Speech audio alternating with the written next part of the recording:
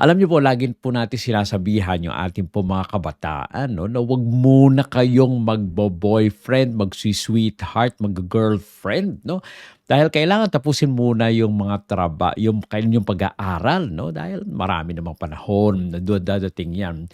Pero alam niyo po kung ano yung sinasabi nila, no? Sinasabi ng mga kabataan ay hindi naman po kami mag-aasawa agad. Eto lang po ay parang inspirasyon para makapaggawa ng mabuti at makapag-aral ng mabuti. Siyempre, kapag ikaw may inspirasyon, ay makakapag-aral ka ng focus ka sa iyong pag-aaral. Pero alam niyo po, no, sa ating pong talata ngayon na mababasa po natin sa Kawikaan, no, sa Proverbs 16:3.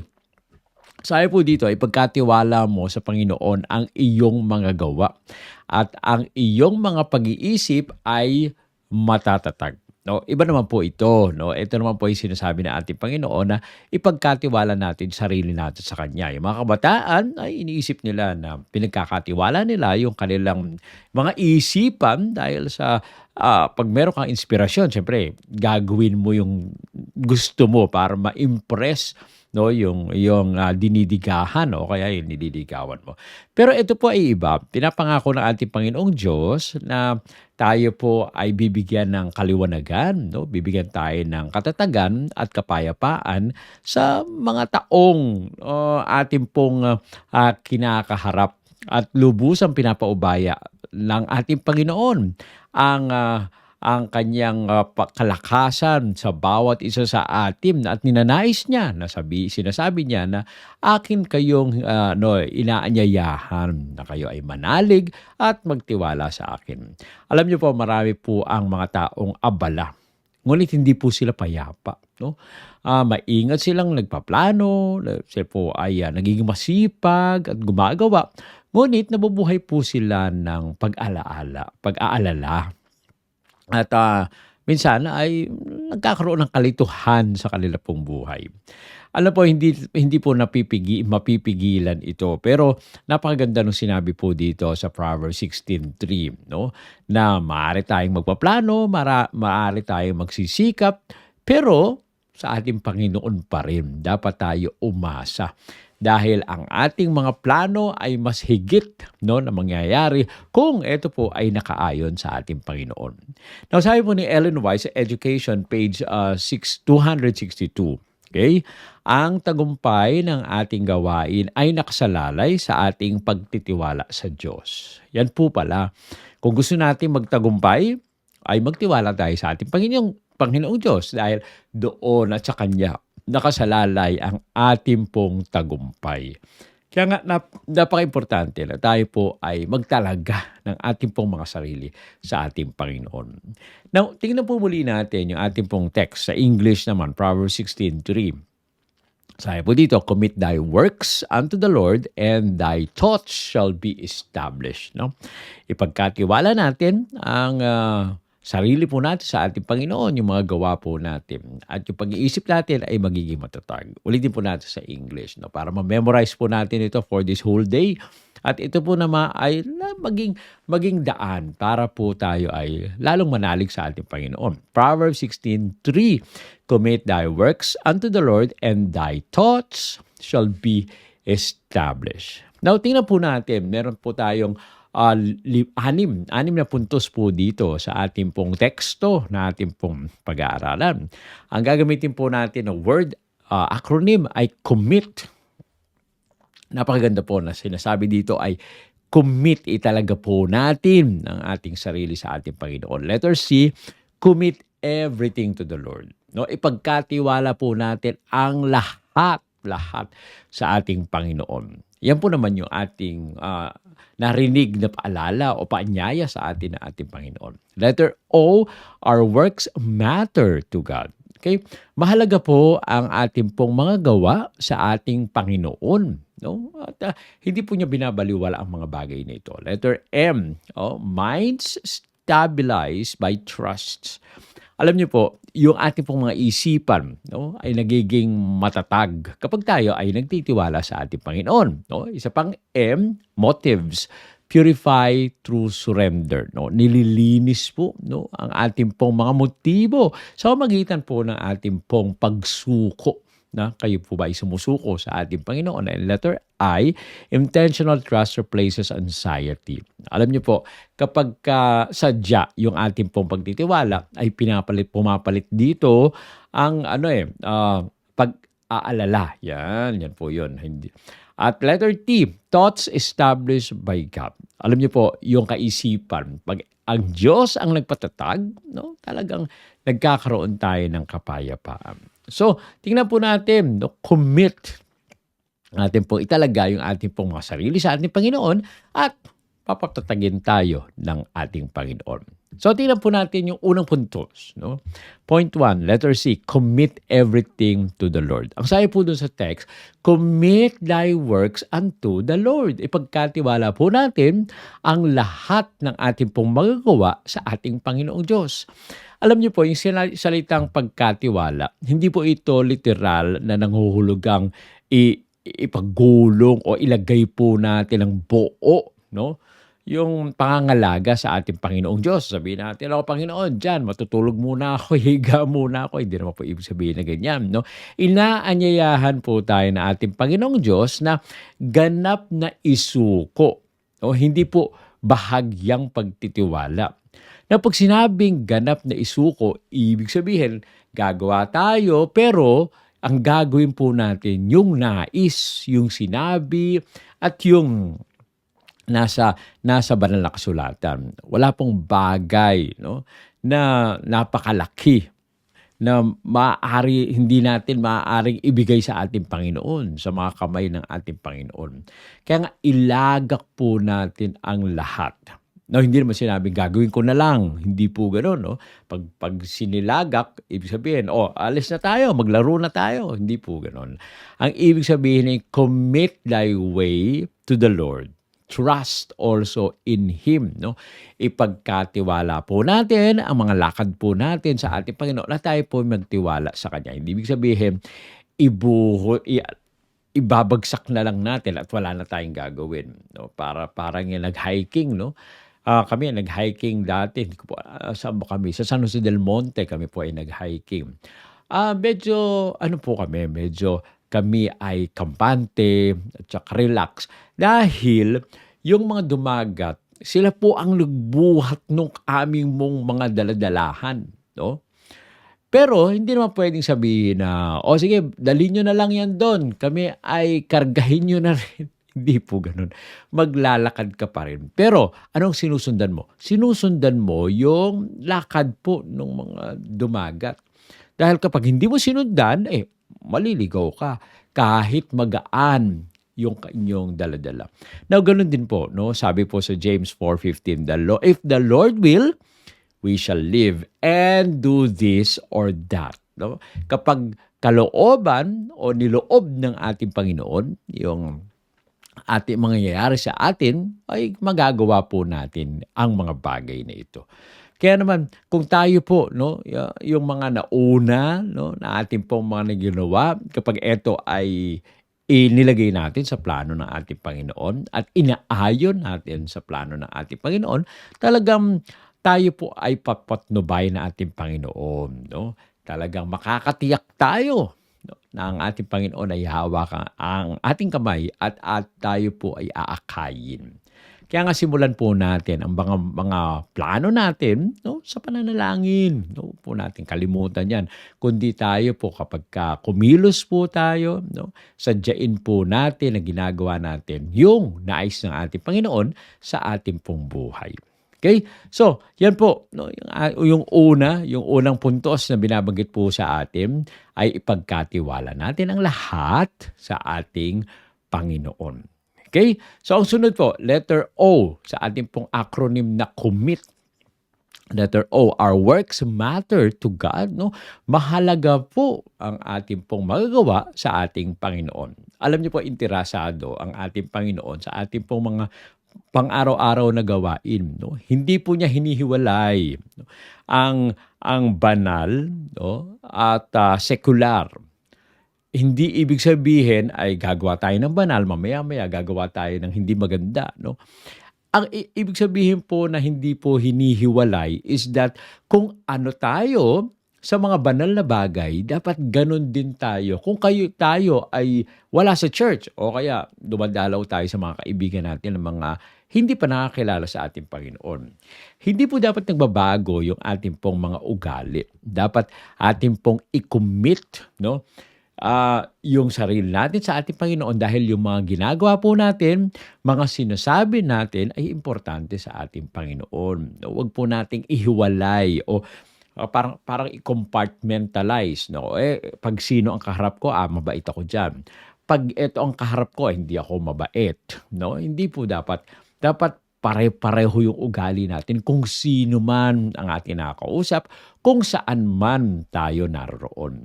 Kaya nga, ito po kasi yung mabuting ugali ay parang pagsamba natin sa ating Panginoon.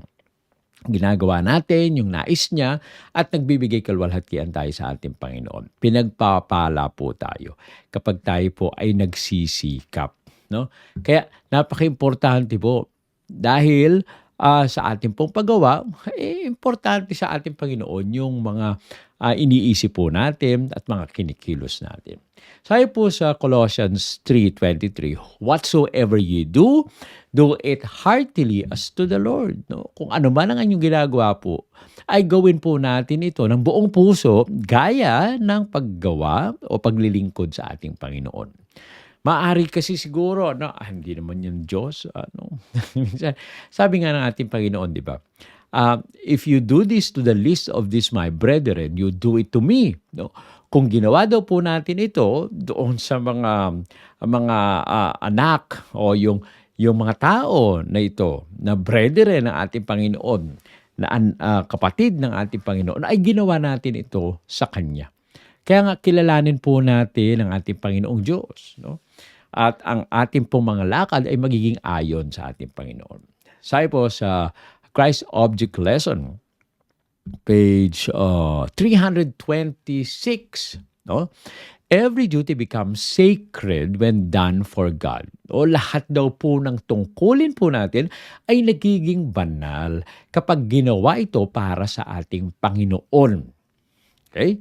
So, napaka-importante po. No? Gagawin po natin siyempre yung ayon sa nais ng ating Panginoon sa atin.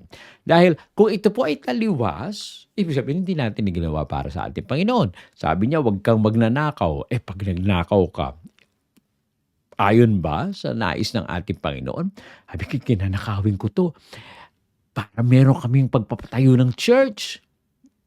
Alam naman na po natin na kailangan ay sumunod, no? Dahil ang sabi ng ating Panginoon nung nagkaroon ng gera si Saul, sabi niya, sige, gigirahin mo yan, pero ang kailangan mo ay patayin mo lahat, huwag kang kukuha, no? Pero nakita ni Saul na, ay, ang ganda ng mga tupa dito, ang ganda ng mga baka dito, no? Ano ko yan. Sa halip na sumunod si Saul, ang sabi niya, isa-sacrifice ko naman yan. Pero actually, yung sacrifice ay parang afterthought na lang, parang naisip na lang niya, paano ko ibabribe ang Panginoon? Pero ang gusto talaga niya kunin para maging sa kanya. Kaya nga po napaka-importante, no? Sa ating pong buhay, kailangan ay unahin po natin ang ating Panginoon. Dahil siya po ang nagbibigay sa atin ng mga pagpapala, no? Mahalaga ang gawain natin sa ating Panginoon. Okay, yung point 3, no, ay minds are stabilized by trust. And thy thoughts, sabi po dun sa text, and thy thoughts shall be established. No? Ang iyong mga pag-iisip ay matatatag. No? Ipinapangako ng ating Panginoong Diyos ang panloob na katatagan, hindi yung kalituhan. Kapag ang mga plano po natin ay isinuko, no? Nababawasan po ang pag-aalala, no? Ang pagtitiwala sa ating Panginoong Diyos. Ito po ay nagdudulot ng linaw, no, sa ating pong mga pag-iisip at nagkakaroon tayo ng kapayapaan sa ating pong mga puso. Isaiah 23:6, thou wilt keep him in perfect peace. Sino daw ang magbibigay sa atin ng kapayapaan na sakdal? Binibigay ito at ibibigay ito ng ating Panginoong Diyos. Sa Philippians 4:7, ito naman ang sabi, "The peace of God shall keep your hearts and minds." No? Hindi po, medyo mahirap po talaga ang magkaroon ng kapayapaan. No? Ang makapagbibigay lang sa atin ng kapayapaan ay ang ating Panginoong Diyos. Dahil sa kanyang puso, sa kanyang pag-iisip, no, iingatan niya po tayo at makakamit po natin ito kapag ating pong hiningi. Alam niyo po, ang kapayapaan ay dumarating kapag ang lahat ng ating pong buhay ay ipinagkakatiwala natin sa ating Panginoong Diyos. Kapag magulo ang ating pong isipan, no, balikan po natin yung pagsuko natin sa ating Panginoong Diyos. No? Kapag meron kayong kinakaharap na mga problema, sino ba nasusunod? Tayo, yung sarili po natin, o sinusunod natin ang ating Panginoon? Kaya napaka-importante po sa buhay natin, no? Ang kapayapaan ay matatanggap natin kapag tayo po ay sumusunod at nagtitiwala sa ating Panginoon. Okay? Yung pang-apat po na puntos sa ating pong commit, no, na word ay letter M. Motives are purified through surrender. Alam niyo po, nalilinis po yung motibo natin kapag tayo po ay sumusuko sa ating Panginoon. Binabago ng ating Panginoong Diyos, hindi lamang po yung gawa, kundi pati yung mga layunin po natin. Kapag ipinagkatiwala po natin ang ating pong mga gawa, inaayon sa ating Panginoong Diyos, ang ating pong motibo, no, ay nababago. At ito po ay nagiging kapareho doon sa kalooban ng ating Panginoong Diyos. Yung pagmamataas po natin, no, nawawala po yan. Kung tayo man ay natatakot, no, napapalitan nito ng pagtitiwala. No? Kung tayo man ay may makasariling hangarin, ay nahuhubog tayo.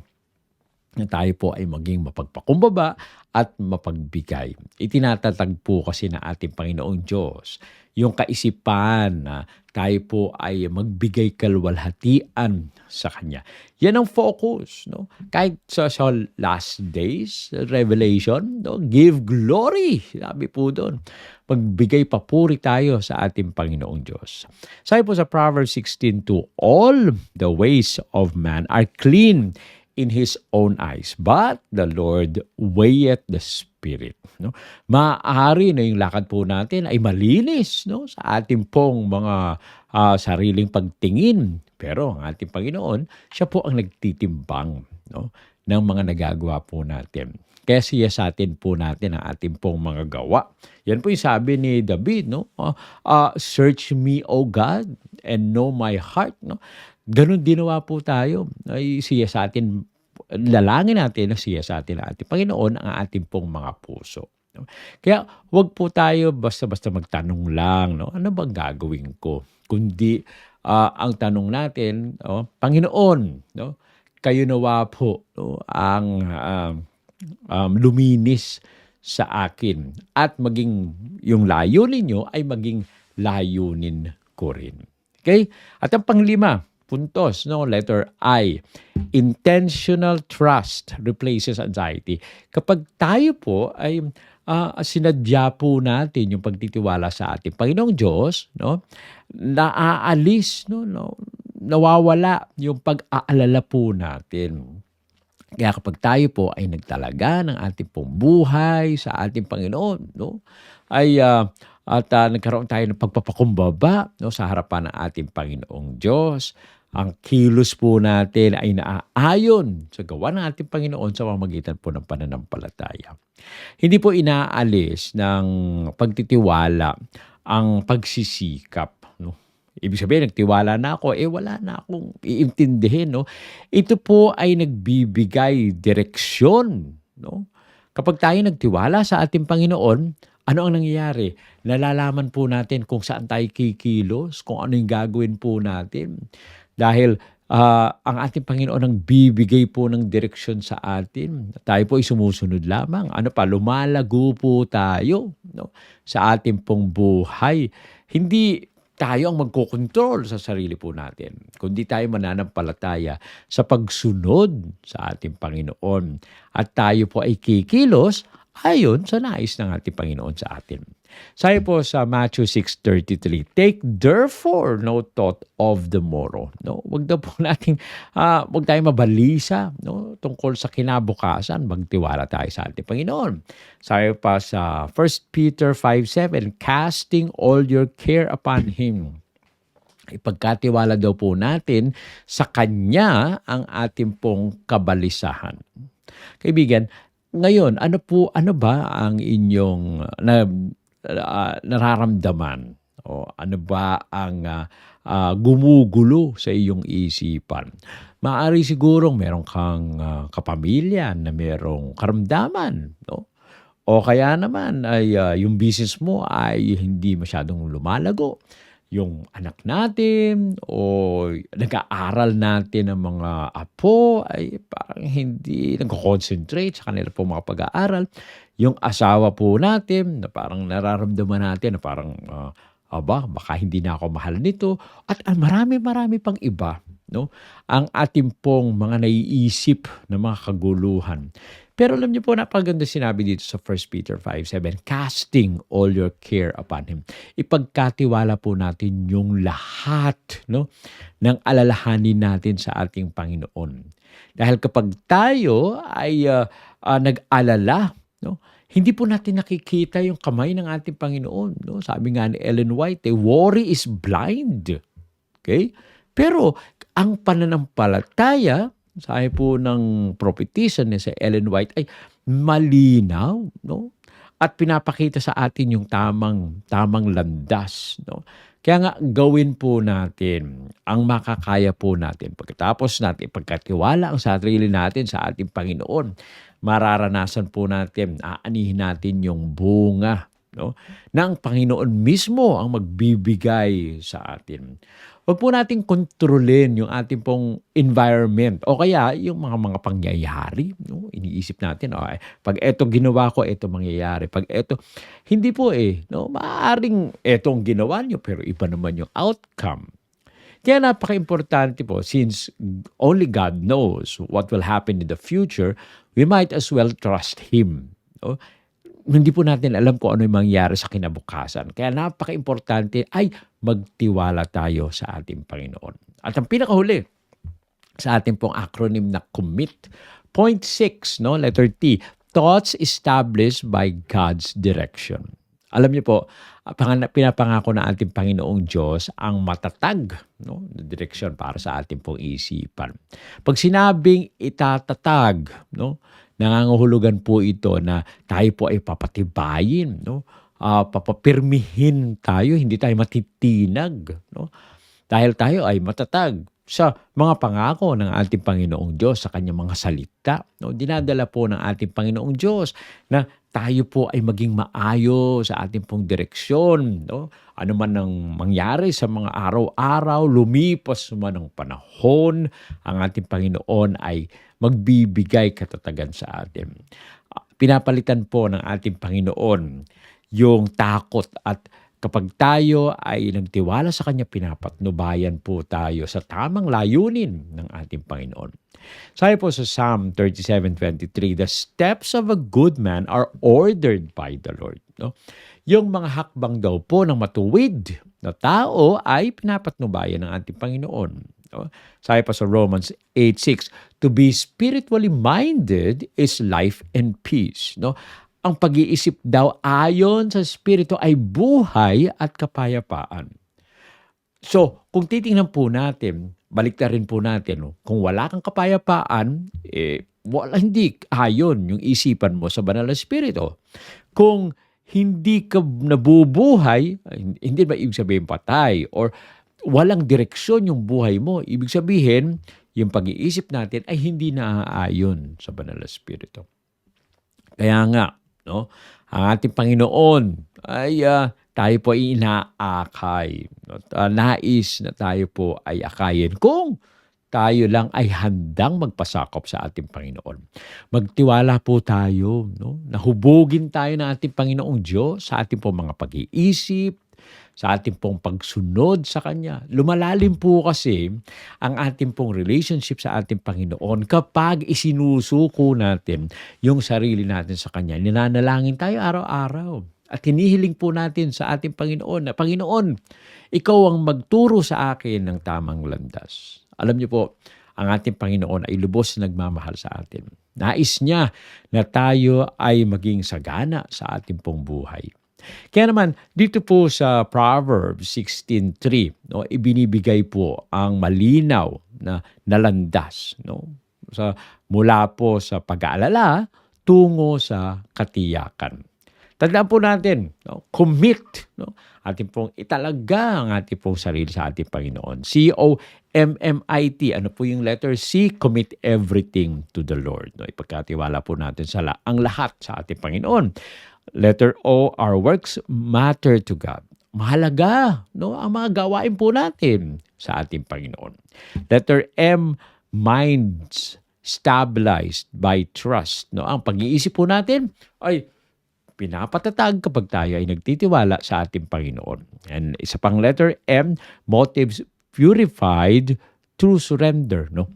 Ang ating pong isipan ay nagiging malinis. No? Laging tama ang iniisip natin. Laging kabutihan ang iniisip natin kapag ating pong isinusuko ang ating pong isipan sa ating Panginoon. Letter I, intentional trust replaces anxiety. Kapag sadya po ang ating pong pagtitiwala sa ating Panginoon, yung mga pag-aalala po natin ay nawawala po ito. No?